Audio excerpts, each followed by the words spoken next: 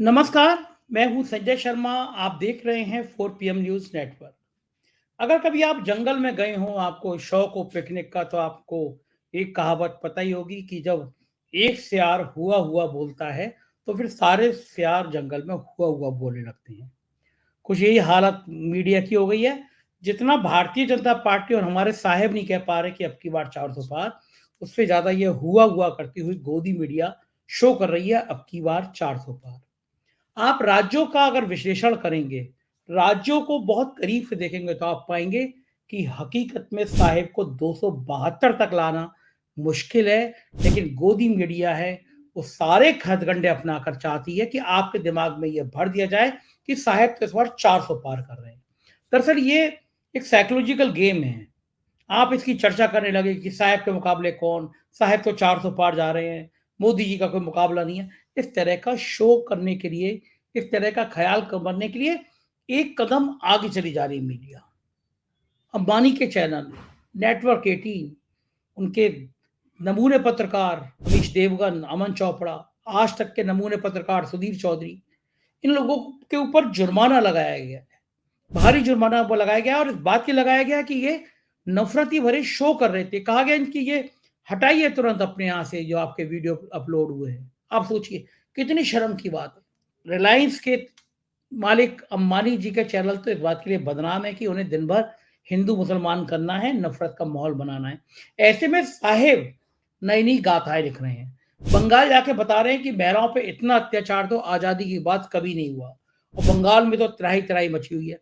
प्रधानमंत्री जी जितनी त्राही-त्राही संदेश खाली में मची हुई है छोटी-सी विधानसभा में, उससे हज़ार गुना मणिपुर में थी, जब मणिपुर में नग्न करके महिलाओं को घुमाया जा रहा था। उन महिलाओं के गुप्तांगों से छेड़खानी करी जा रही थी। जुलूस निकल के और जानवरों की तरह महिलाओं के शरीर के संग खिलवाड़ कर रहा था, लेकिन प्रधानमंत्री जी के मुँह से मणिपुर का मान नहीं निकला।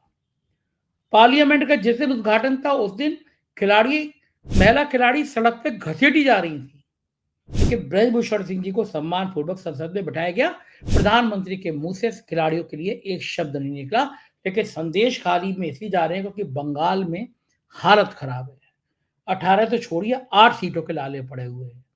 उत्तर प्रदेश में एक सर्वे आया जीटीवी का, उन्होंने कहा इंडिया गठबंधन को सिर्फ 2 सीटें मिल रही हैं। कम से कम 15 सीटें तो मैं अभी इसी समय गिना सकता हूँ, जहाँ पे मुकाबला बेहद कड़ा है और आज की तारीख में इंडिया गठबंधन भारी है। लेकिन ये गोदी मीडिया का चैनल इस तरह का माहौल बनाएँगे, इस तरह की चीज़ें आपको दिखाएँगे, इस तरह की चीज़ें समझाएँगे, आपको लगे वाक़ई में यहाँ तो भारतीय जनता पार्टी की लांदी चल रही है। राम मंदिर का मुद्दा इतनी बुरी तरह से फ्लॉप हो गया, जो भारतीय जनता पार्टी ने सपने में सोचा नहीं था। कहीं भी मंदिर का मुद्दा गर्म नहीं हो पा रहा। पिछड़ी जाति, दलित जाति समझ रही हैं कि उनके संग खेला क्या होने वाला है और ऐसे में चैनल कह रहे हैं कि आंधी आ रही है उत्तर प्रदेश में। मैंने अभय दुबे जी से पूछा कि जो अनुमान है, अगर इंडिया गठबंधन ने 20-22 सीटें जीत ली, जो कोई असंभव नहीं है इस माहौल में, तो क्या होगा? तो अभय दुबे जी का साफ कहना था कि अगर इंडिया गठबंधन ने उत्तर प्रदेश में 20 सीटें जीत ली, तो भारतीय जनता पार्टी की सरकार नहीं बनेगी और उत्तर प्रदेश में इंडिया गठबंधन 20 सीटें जीत ले, इसमें किसी को कोई हैरानी नहीं होनी चाहिए, क्योंकि वोट पड़ रहे हैं या तो मोदी को जिताने के लिए या मोदी को हराने के लिए। तो उसमें ऐसा नहीं होगा कि ओबीसी भाई आ जाएँ, तो उनको कुछ मुसलमान वोट चले जाएँ, मायावती बीजेपी की बी टीम की तरह खड़े हो जाएँ, उनको वोट ना चले जाएँ। उत्तर प्रदेश का वोट पड़ेगा या तो मोदी को जिताने के लिए या मोदी को हराने के लिए और ज़ाहिर-सी बात है, जो उत्तर प्रदेश की कानून व्यवस्था ध्वस्त हो रही है, पिछड़ी जाति, दलित जातियाँ अपमानित हो रही हैं, 10,000 नौकरी की जगह निकलती है, 70 लाख लोग आ जाते हैं, फिर उन पे लाठियाँ मारी जाती हैं, एक के बाद एक पेपर लीक हो रहे हैं। हालत बहुत खराब है उत्तर प्रदेश की। इन तमाम बातों पर मैंने अभय दुबे जी से बात करी, देश के जाने-माने पत्रकार, तमाम बड़े टीवी चैनलों में आप उनको देखते रहते हैं, बहुत योग्य हैं, कई किताबें लिखी हैं, उनसे लगातार आपको बातचीत सुनवाता हूँ। चलते हैं अभय दुबे जी के पास और जानते हैं क्या है हाल राजनीति का। चैनल को जॉइन करना और सब्सक्राइब करना ना भूलें। चलिए, स्वागत है अभय Dubey ji 4 PM news network में आपका। प्रधानमंत्री बंगाल गए और संदेश खाली वाले मुद्दे पर उन्होंने बहुत जागृति पैदा करने की कोशिश करी। हुँ, संदेश खाली का एक मामला भारतीय जनता पार्टी को लगता है कि बंगाल में लॉटरी ले आएगा। हुँ, महिला आयोग की अध्यक्ष पहुंच जाती हैं, गोदी मीडिया के एंकर पहुंच जाते हैं, शो करते हैं, पूरे पूरे दिन शो करते हैं। प्रधानमंत्री जी ऐसे आह्वान कर रहे हैं कि संदेश खाली में जो वो गलत तो हुआ अगर किसी भी महिला के साथ अत्याचार हुआ है, लेकिन वो प्रधानमंत्री जी मणिपुर में जब नग्न करके महिलाएं घूम रही होती हैं, तब क्यों नहीं जाते? ऐसी तमाम बातें। आपको क्या लगता है प्रधानमंत्री जी बंगाल में जाके क्या खेल करना चाह रहे हैं और महिलाओं की इतनी असुविधा की चिंता है उन्हें? देखिए, जिस वक्त टीवी के ऊपर ये बहस चल रही होती है, उस वक्त अगर कोई ये कह दे कि महिलाओं के ऊपर जो यौन शोषण के इल्जाम शेख शाहजहां के ऊपर जो टीएमसी के नेता हैं संदेश खाली में उनके ऊपर लगे हैं, तो ये क्यों कहा जा रहा है भारतीय जनता पार्टी की तरफ से कि ये हिंदू महिलाओं के ऊपर यौनाचार हुआ है। अभी एक मुस्लिम समाज से आने वाली एक सामाजिक कार्यकर्ता महिला ने संदेश खाली में तृणमूल कांग्रेस की सरकार की आलोचना करते हुए और ये कहा कि ये तो बात सही है कि 55 दिन तक वो शेख शाहजहां को नहीं पकड़ पाए, तो किसी न किसी तरह से सरकार का टीएमसी का संरक्षण उसको रहा होगा। ये बिल्कुल स्पष्ट है, सरकार चाहे तो बहुत जल्दी पकड़ सकती है किसी को। लेकिन इस बात को कहना कि शेख शाहजहां खास तौर से हिंदू समाज की महिलाओं को टारगेट कर रहा था, उनका यौन शोषण कर रहा था, ये साफ बताता है कि वो लोग वहां पर सांप्रदायिकता फैलाना चाहते हैं, वो लोग वहां पर सांप्रदायिक ध्रुवीकरण करना चाहते हैं। इसी के साथ साथ जब ये बात कही जाती है कि भाई संदेश खाली की महिलाओं पर यौनाचार के सवाल को भाजपा इतनी जोर शोर से उठा रही है, लेकिन दूसरे तमाम मसलों में जहां इस तरह की तमाम सारी घटनाएं हुई हैं, वहां पर भाजपा का रवैया ऐसा क्यों है? जरा इसका भी जवाब दिया जाए। सबसे बड़ा प्रश्न तो देखिए मणिपुर का सवाल है, सबसे बड़ा सवाल तो बृजभूषण शरण सिंह का सवाल है। सही बात है। हाँ, देखिए आज तक जो हिंदुस्तान, जो लोग भारतीय जनता पार्टी के समर्थक भी हैं, यानी जो दिन रात भारतीय जनता पार्टी का टीवी पर बचाव करते हैं, बृजभूषण शरण सिंह के सवाल पर चुप रह जाते हैं। फिर बाद में ब्रेक जो होता है बहस में, तो ब्रेक में वो कहते हैं कि भाई इस सवाल के ऊपर हम क्या कहें। उनकी भी समझ में नहीं आ रहा है कि बृजभूषण शरण सिंह का भाजपा इतना बचाव क्यों कर रही है, इतना एल्बो रूम उनको क्यों दिया गया। जब उनसे कहा जाए कि भाई अगर ये तर्क दिया जाता है कि उनके कई सीटों पर उनका प्रभाव है, तो बोले नहीं ऐसी कुछ बात नहीं है, भाजपा उत्तर प्रदेश में बहुत शक्तिशाली है, बृजभूषण शरण सिंह की कोई औकात नहीं है कि वो भाजपा को ब्लैकमेल कर सके कि हम अपना समर्थन वापस ले लेंगे। ऐसी स्थिति थोड़ी ना है भारतीय जनता पार्टी की, कोई एक व्यक्ति इसका एक से ज्यादा सीटों पे कुछ दबदबा है तो वो भारतीय जनता पार्टी को ब्लैकमेल कर सकता है। भाजपा इतनी कमजोर पार्टी नहीं है, या इससे कहीं ज्यादा आगे बढ़ चुकी है भाजपा। तब फिर इतना बचाव क्यों होता है बृजभूषण शरण सिंह का? मणिपुर में जो स्त्रियों को नग्न करके घुमाया गया, उनके गुप्तांगों के साथ सार्वजनिक रूप से छेड़छाड़ की गई, तो उसका तर्क भाजपा की तरफ से दिया जाता है कि वो तो भाई दो समुदायों के बीच में टक्कर हो रही थी, संघर्ष हो रहा था, इसलिए इस प्रकार की घटना हुई, जो दुर्भाग्यपूर्ण है। लेकिन संदेश खाली में एक जो मुसलमान तानाशाह है उस इलाके का, इस तरह से बात की जाती है, एक बदमाश मुसलमान जो है वो हिंदू महिलाओं को टारगेट कर रहा है, यौनाचरण कर रहा, यौन दुराचार कर रहा है उनके साथ में। इस तरीके से तमाम भाजपा के प्रवक्ता टीवी के ऊपर बहस कर रहे हैं। देखिए ये बिल्कुल, और जो मैं तृणमूल कांग्रेस की किसी भी बात का समर्थक हो या ना हो, इस बात का तो मैं निश्चित रूप से समर्थक हूं कि ये नरेंद्र मोदी का जो भाषण है वो चुनावी टूरिज्म का एक नमूना है। जब चुनाव आते हैं उसी वक्त नरेंद्र मोदी वहां पहुंचते हैं हर जगहों पे। आजकल एक और बात चल रही है इसके ऊपर, हालांकि थोड़ा विषयांतर हो जाएगा, लेकिन दिमाग में आई है तो मैं कह दूं। आजकल वो सब जगह जा रहे हैं नरेंद्र मोदी, चाहे बिहार जाएंगे, बिहार तो अभी जाएंगे, कई जगह जा रहे हैं, और सब जगह वो हजारों हजारों करोड़ रुपए की, झारखंड में आज झारखंड का नंबर था, हजारों 35,000 करोड़ रुपए, 20,000 करोड़ रुपए, 10,000 करोड़ रुपए, 40,000 करोड़ रुपए की विकास योजनाएं गिफ्ट कर रहे हैं उन प्रांतों को। अब आप सोचिए कि ये विकास योजनाएं गिफ्ट की जा रही हैं लोकसभा चुनाव से ठीक पहले, और आज तक ऐसी विकास योजनाएं अगर पूरे 10 साल में नरेंद्र मोदी के सभी ऐसे भाषण सुने जाएं और उन विकास योजनाओं को जोड़ा जाए आपस में, जो हजारों करोड़ रुपए की विकास योजनाएं उन्होंने जगह जगह गिफ्ट की हैं, उनको जोड़ा जाए तो वो इतना सारी विश्व का विकास हो जाएगा। मैं आपको बताऊं उतने रुपयों में भारत का विकास नहीं। फिर उसके बाद उनका ऑडिट किया जाए कि भाई ये विकास योजनाएं जमीन पर कितनी उतरी। सही बात है, पता चल मेरा जाएगा। मानना है हैरत अंगेज किस्म के नतीजे सामने आएंगे।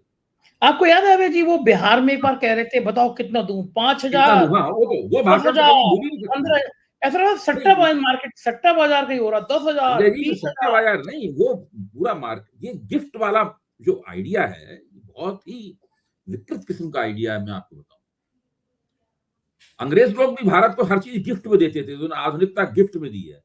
अंग्रेजी भाषा हमें गिफ्ट में दी है उन्होंने, वेस्टर्न सोशल थियरी गिफ्ट में दी है। ये सारी चीजें हमें वो गिफ्ट में थमा गए हैं। जो पश्चिमी जीवन शैली है, ये गिफ्ट में दे गए हैं हम लोगों को। तो ये गिफ्ट वाली चीज बड़ी गजब है। और गिफ्ट गिफ्ट हम अपनी कोई चीज आपको गिफ्ट में देते हैं। प्रधानमंत्री ये सब जो विकास योजनाएं दे रहे हैं या उनकी सही बात, घोषणा कर रहे हैं, ये प्रधानमंत्री की निजी संपत्ति नहीं है। सही बात है। और जब इसको कांग्रेस तोहफे ऐसा, के तौर पर पेश करना और मीडिया द्वारा तोहफे के तौर पर पेश करना, ये वास्तव में लोकतंत्र में जनता का अपमान है। एक तरफ सही बात, प्रधानमंत्री अपने आप को प्रधान सेवक कहते हैं, आप सोचिए, एक तरफ तो वो प्रधान चौकीदार, सेवक कहते हैं और दूसरी चौकीदार। तरफ कह रहे हैं कि ये सब अपनी प्रधान सेवक अपनी संपत्ति उनको गिफ्ट दे रहा हो। ये सब देखिए, ये पूरे की पूरी जो राजनीतिक संस्कृति विकसित हो रही है, ये राजनीतिक संस्कृति बहुत गड़बड़ है। इससे भारतीय लोकतंत्र का भला नहीं हो रहा है। उसकी क्वालिटी जो है, उसका क्वालिटी बहुत गिर रही है उसका, और उसका मर्म जो है लोकतंत्र का, वो बहुत आहत हो रहा है। लोकतंत्र तो शिष्ट राजनीति का, लोकतंत्र के मर्म में तो शिष्ट राजनीति करना है।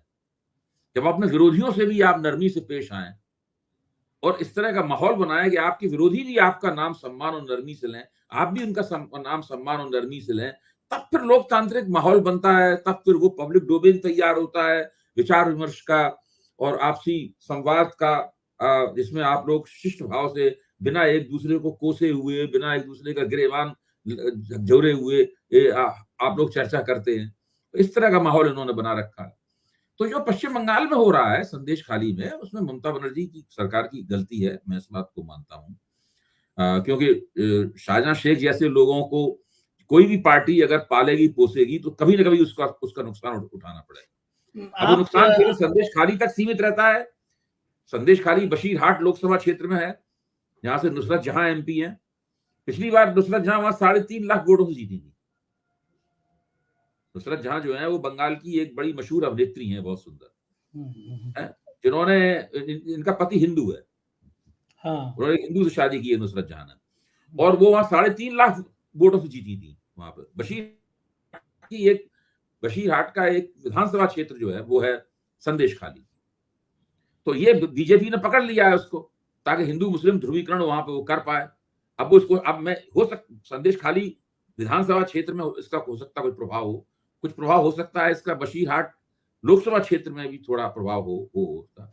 लेकिन मैं अभी तक ये मानने के लिए तैयार नहीं हूं कि इसका प्रभाव पूरे बंगाल के ऊपर पड़ेगा। बंगाल का जो भद्रलोक है, जो बंगाल का मध्य वर्ग और उच्च मध्य वर्ग को मिलकर जो भद्रलोक बनता है, इसको बंगला भाषा में भद्रलोक कहते हैं, वो जब तक ममता बनर्जी के साथ रहेगा तब तक भारतीय जनता पार्टी की ममता बनर्जी को हराने की तमन्ना वहां पूरी नहीं होगी।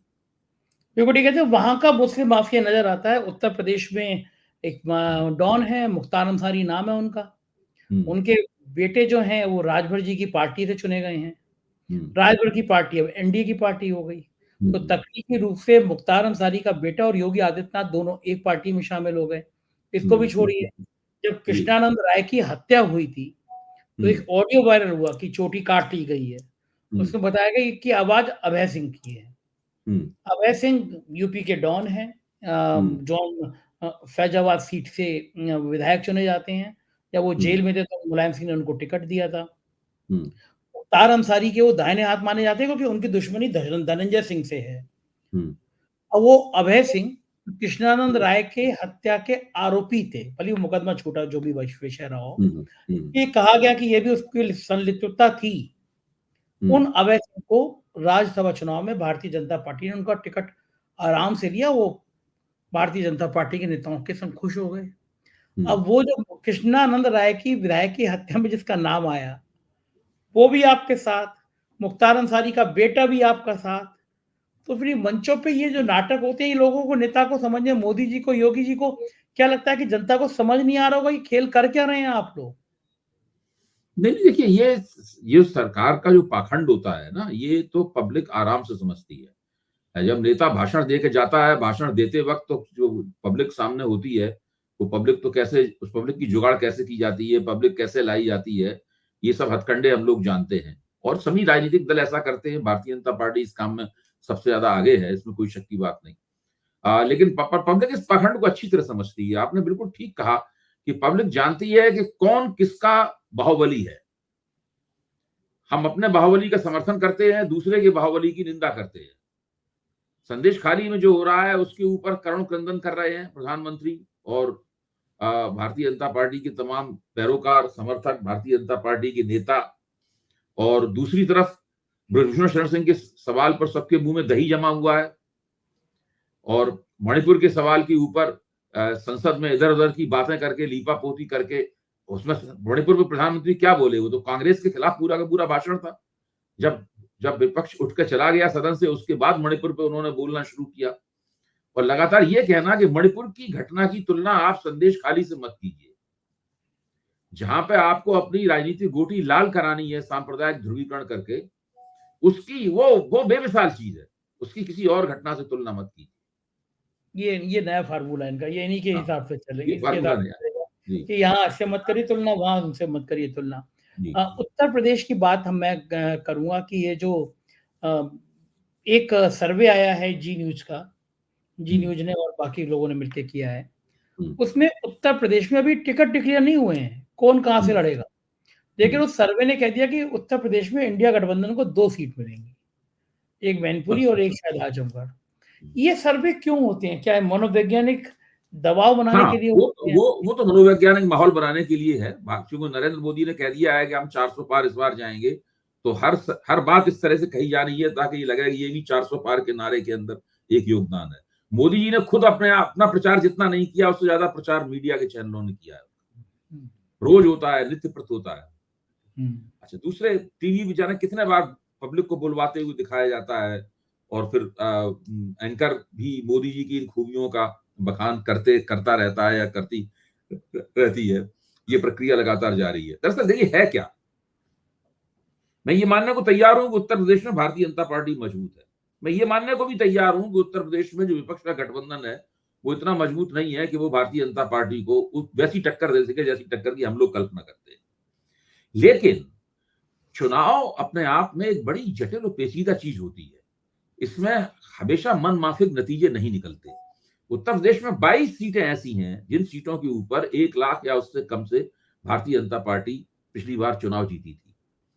अगर विपक्ष उन सीटों के ऊपर फ़ोकस करे और लगातार ठीक से योजनापूर्वक चुनाव लड़े, अपने संसाधनों को सही तरीके से उनका डिप्लॉयमेंट करे, सही तरीके से उनका इस्तेमाल करे उन संसाधनों का, तो विपक्ष ऐसे कई निर्वाचन क्षेत्र हैं, जहाँ पर विपक्ष प्रभाव डाल सकता है और निर्वाचन क्षेत्रों का नतीजा बदला जा सकता है। देखिए, समाजवादी पार्टी कई निर्वाचन क्षेत्रों में बहुत ही मार्जिनल, बहुत कम वोटों से चुनाव हारी थी पिछली बार हुँ, और भाजपा पूर्वांचल को लेकर काफ़ी डरी हुई है। हुँ। ये जो ओम प्रकाश राजभर को जिस तरीके से भाजपा ने अपने साथ बनाए रखा है? और अब तो आज तो ये भी खबर आ रही है ना कि योगी मंत्रिमंडल का विस्तार होने वाला है 1-2 दिन में और ये उसमें ओम ये प्रकाश राजभर ये का मंत्री बनना ये तय है। अभय जी ये 20वीं बार खबर चली है टीवी चैनलों पे। हाँ, ठीक बात है पिछले आपकी। पिछले हाँ, 1 साल से चल रही है कि मंत्रिमंडल, एक कहावत कही जाती है ना, जाट मारा तब जानी जब 13वीं हो जाए। तो वो ये कहा जाता है ना, हाँ तो और वैसा ही दारा है। सिंह चौहान का नाम भी आ रहा है कि उनको राज्य मंत्री बनाया जाएगा, इनको कैबिनेट रैंक दी जाएगी। तो मैंने आज कहा भी टीवी पे कि these people are permanently minister in waiting. Minister in waiting. हाँ। हाँ, ये स्थायी रूप से मिनिस्टर हर बार कहती है लोगों से देखो अब मंत्रिमंडल विस्तार होने वाला है, मैं मंत्री बनने वाला हूँ। लेकिन नहीं बन पाते हैं। हो सकता है अब चुनाव बहुत नज़दीक आ गया है तो शायद उन्होंने अपना दबाव बना लिया हो। अमित शाह से भी कई बार ये लोग मिल चुके हैं इस सिलसिले को लेके।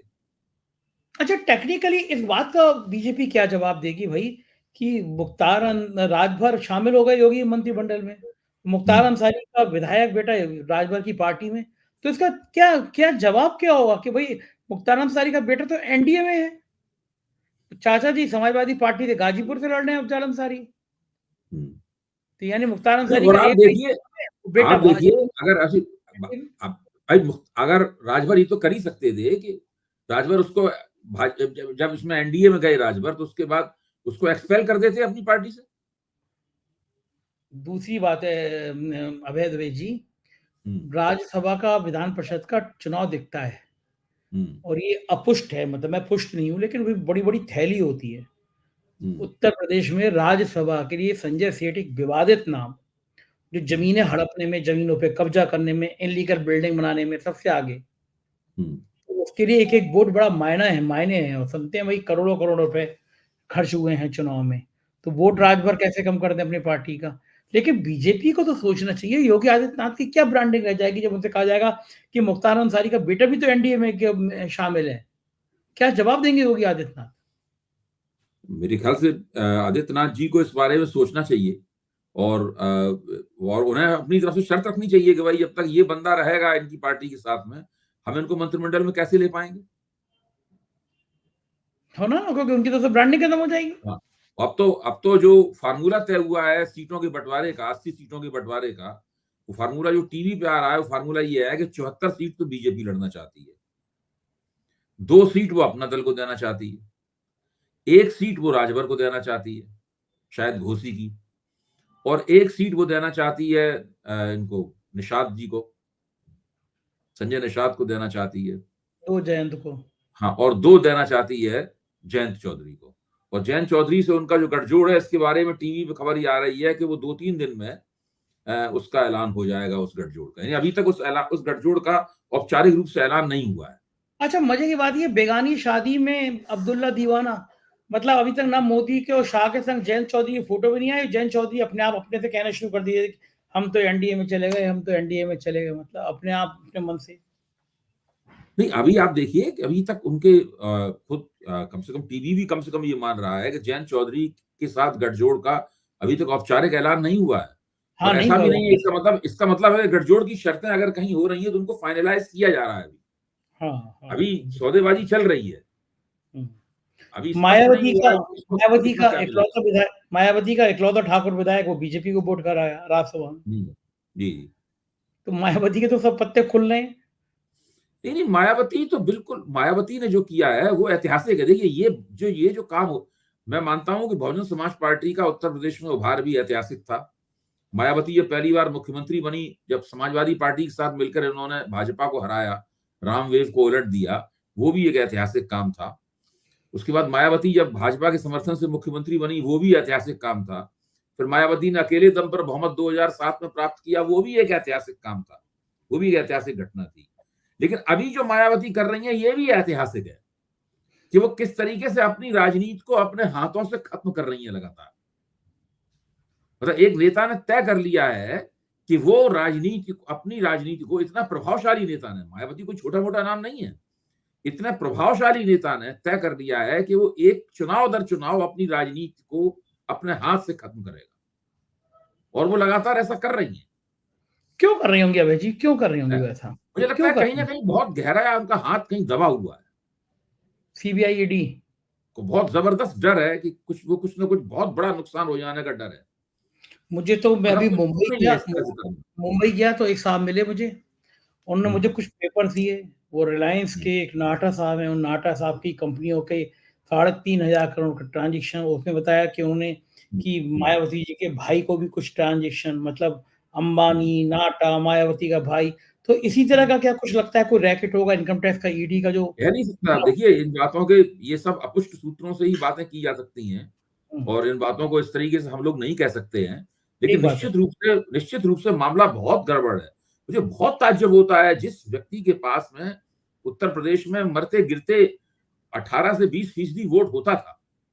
हुँ, यानी जब वो डिक्लाइन पे होती थी, यानी जब उनका राजनीति ठीक नहीं चल रही होती थी, उस वक्त उनके पास 18 से 20% वोट होता था। उनका वोट घटते घटते 8%, 5% इस स्थिति में आ जाए, और वो अपने आप में कोई सुधार ना करें, लगातार उनका वोट गिरता जाए और उसको गिरते हुए देखते रहें, ये तो लगता है कि ऐसे कि हाराखीरी कर रही हो, तो जानबूझ के अपने आप को नष्ट कर रही हैं। बिल्कुल और ठीक ऐसा है। कोई व्यक्ति तभी करता है जब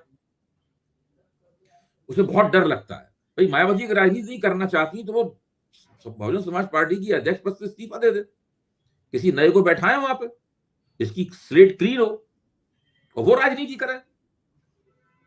लोग तो बहुजन समाज पार्टी को वोट देते हैं भाई। ठीक बात, वो तो एक आंदोलन का नाम है। उस विचारधारा को वोट देते हैं। हाँ, अच्छा, विचारधारा को वोट इधर देते हैं। इधर यूपी में ओवैसी भाई साहब को भी याद आ गई कि हमें भी चुनाव लड़ना है, मुस्लिम हम्म। बहुल इलाके में लड़ना है, तो क्या लगता है ऐसा मुसलमान वोट बढ़ जाएगा अगर ओवैसी लड़ेंगे तो? हाँ, नहीं नहीं, वो भाजपा उनको जम के चुनाव लड़वाएगी हमेशा की तरीके से उत्तर प्रदेश में। उनको कुछ मिलने वाला नहीं है। मेरा मानना है कि अल्पसंख्यक वोट जो है उनका बड़े पैमाने पर ध्रुवीकरण इंडिया गठबंधन के खाते में होगा, और इंडिया गठबंधन होने से जो अलायंस हुआ है कांग्रेस के बीच में और समाजवादी पार्टी में, इसका पहला जो सबसे बड़ा लाभ यह है कि मुसलमान वोटों के बीच का जो भ्रम था वो पूरी तरीके से खत्म हो गया। ओवैसी ओवैसी को भी वोट ना के बराबर मिलेगा, और मायावती के उम्मीदवारों को भी वोट ना के बराबर मिलेगा। कोई भी एक व्यक्ति भी अपना वोट क्यों बर्बाद करना चाहे? हाँ, अब यार मुझे लगता है कि अब देश में 2 लाइन क्लियर हो गई हैं, कुछ या तो मोदी को जिताओ या मोदी को हराओ। इसके अलावा तीसरी तीसरी लाइन में अभी नहीं जा रहा। नहीं, बिल्कुल यही है, यही है। और वही यही विचार। चीज जो है ना, अगर ये जो आप कह रहे हैं, अगर ये बात सबके दिमाग में आ जाए और लोग इसी तरीके से अगर सोचने लगे, तो फिर एंटी मोदी वोट का ध्रुवीकरण होना शुरू हो जाएगा हर जगह। तो ये बड़ी एंटी खतरनाक बीजेपी, बात एंटी बहुत बीजेपी खतरनाक वोट बात हो होना जाएगी शुरू हो जाएगा। बीजेपी, तो और बीजेपी के लिए भी। वो बहुत खतरनाक घटना हो सकती है। तो ये जो 2 सीटें दिखा रहे हैं इंडिया गठबंधन को, वो उल्टा भी हो सकता है, मामला कहीं आगे जा सकता है यूपी में। देखिए, उत्तर प्रदेश में विपक्ष अगर ठीक से चुनाव लड़े तो वो भारतीय जनता पार्टी को चौंका सकता है। कितना चौंकाएगा, कितना परेशान करेगा, कितना नुकसान करेगा, इसके बारे में आज की तारीख में कुछ नहीं कहा जा सकता है। लेकिन उत्तर प्रदेश की सभी सीटों के ऊपर ऐसा कि भाजपा एक तरफा चुनाव जीत रही हो, ऐसा नहीं। अच्छा अभय जी, मुझे एक बिल्कुल सीधा सवाल बताइए, आपको चूंकि आप बहुत अनुभवी हैं उत्तर प्रदेश की राजनीति को, कड़-कड़ आप जानते हैं। मैं बहुत आपने 22 के लेके मैं ये मान लेता हूँ, एक अनुमानित अगर मान लीजिए 20 सीटें इंडिया गठबंधन को आ जाती हैं हम्म। उत्तर प्रदेश से, तो क्या हम्म। दिल्ली में मोदी जी हुकूमत में आसानी से आ जाएँगे? देखिए, अगर उत्तर प्रदेश में भारतीय गैर भाजपा पार्टियां 20 सीटें जीत लें, यानी 20 सीटें जीतने का मतलब ये होगा कि पिछली बार 15 सीटें मिली थी मायावती और अखिलेश को मिलाकर। हुँ, उसमें आप 5 सीटें और जोड़ दीजिए। हुँ। यानी पिछली बार भाजपा को 62 सीटें मिली थी ना, 62 या 63 सीटें मिली थी। ऐसे हाँ, फिर एक सही होगी तो हाँ, 64 ही मान हाँ। लीजिए आप। हुँ, तो भाजपा फिर 55, 56, 57 पे आ जाएगी। हुँ। भाजपा जो है 55, 56, 57 पे आ जाएगी। अगर उत्तर प्रदेश में ऐसा होता है तो फिर भारतीय जनता पार्टी को बहुमत नहीं मिलेगा। इसका मतलब ये है कि उसके खिलाफ कहीं न कहीं एक एंटी इनकम्बेंसी है, और एंटी इनकम्बेंसी एक अंडर करंट की तरह है जो ऊपर से दिखाई नहीं पड़ रही है हम लोगों को। कुछ ना कुछ हुँ। ऐसा है कि लोग एंटी बीजेपी वोट अपने आप को पोलराइज करना चाहता है। अरे मैं तो गया, तो मैंने तो महाराष्ट्र में देखा अभय जी, मैं तो 4 दिन रहा मुंबई में, तो मैं तो हुँ। देख रहा था, मैं वहाँ पे नरीमन पॉइंट वॉइंट पे समुद्र के तट किनारे मैं लोगों से बात कर रहा था, तो लोग रिएक्ट कर रहे थे, कैमरे के सामने नहीं बोलते लेकिन वैसे रिएक्ट कर रहे थे कि अरे ये क्या हुँ। बेईमानी की होती है, सारे बेईमान आपने भर लिए, आप कहते थे कांग्रेस मुक्त, लेकिन आप जिनको भ्रष्टाचारी कहते थे उन्हीं को पार्टी में लिया है। आक्रोश है लोगों में, मतलब रिएक्शन नहीं कर रहे हैं वो, लेकिन लोग कह रहे हैं कि ये तो कुछ ज़्यादा ही हो गया, इतना भी नहीं होना चाहिए था। ये भाव है लोगों के अंदर। असल में है क्या कि हम एंटी इनकम्बेंसी को कैसे नापा जाए, इसका कोई फार्मूला हम लोगों के पास नहीं है। एक सरकार जो 10 साल जिसको पूरे हो चुके हैं और जिसने नोटबंदी जैसी मॉन्यूमेंटल मिस्टेक्स, मतलब वो नोटबंदी जैसी भयानक किस्म की गलतियां की हैं, कितनी बेरोजगारी है, आप उसकी कल्पना हम लोग नहीं कर सकते, क्योंकि हम लोगों को बेरोजगारी का दुख नहीं झेलना पड़ता। कितनी महंगाई है, हम लोग इसकी कल्पना नहीं कर सकते, क्योंकि हमारी आमदनी थोड़ा महंगाई को न्यूट्रलाइज कर देती है। लेकिन आम लोग बहुत परेशान हैं, महंगाई और बेरोजगारी से बहुत परेशान हैं। कानून व्यवस्था की हालत सब जगह बहुत खराब है। उत्तर प्रदेश तो कानून व्यवस्था की हालत अपराधों में बहुत आगे है। तो इस स्थिति में इन सब चीजों का लोगों की वोटिंग प्राथमिकताओं पर क्या असर पड़ेगा, ये एक बड़ा सवाल है जिसका उत्तर अभी तक नहीं खोजा जा सका है। बिल्कुल ठीक बात है, बार और बार आने ये वाले कहते रहना कि हमारी 400 से ज्यादा सीटें आएंगी, बार बार ये कहते रहना कि हम 370 से पार, एनडीए 400 पार, ये सब लगातार नारेबाजी करते रहना, और मीडिया द्वारा भी उसी आवाज में आवाज मिलाकर इसको नारेबाजी को और एम्पलीफाई करना, ये सब पूरा चल रहा है और धुआंधार चल रहा है। मुझे लगता है लगातार ही चलता रहेगा, क्योंकि इसी तरीके से इसकी पूरी योजना बनाई गई है। बिल्कुल ठीक बात है और आने वाले कुछ दिनों में तस्वीर और साफ हो जाएगी, पता चलेगा कौन कितने पानी में है। बहुत-बहुत शुक्रिया अभय जी, हमसे समय देने के लिए, हमसे बात करने के लिए धन्यवाद आपका। तो ये थे अभय द्विवेदी जी और हम इनसे बात करके आपको देश की राजनीति को समझाने की कोशिश कर रहे थे।